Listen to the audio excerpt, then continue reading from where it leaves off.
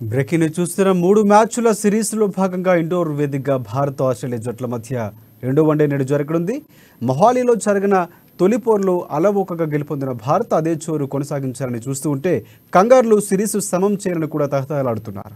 తొలి వన్డేలో senior pacer Mohammed Shami నిప్పులు చెరగడంతో భారత్ విజయం నల్లేరుపై నడకగా మారింది.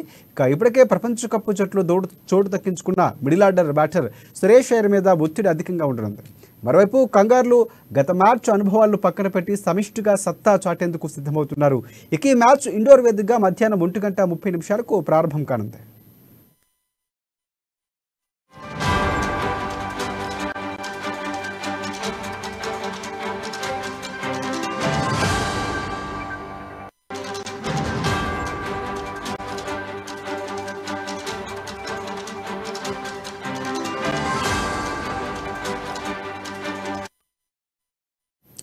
బ్రేకింగ్ చూస్తున్న 3 మ్యాచ్ల సిరీస్లో భాగంగా ఇండోర్ వేదికగా భారత్ ఆస్ట్రేలియా జట్ల మధ్య రెండో వన్డే నేడు జరగనుంది.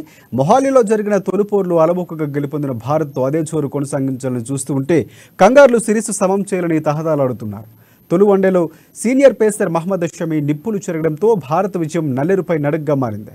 ఇప్పటికే ప్రపంచ కప్ జట్టులో చోటు దక్కించుకున్న middle order batter Suresh Iyer మీద ఒత్తిడి అధికంగా ఉండనుంది.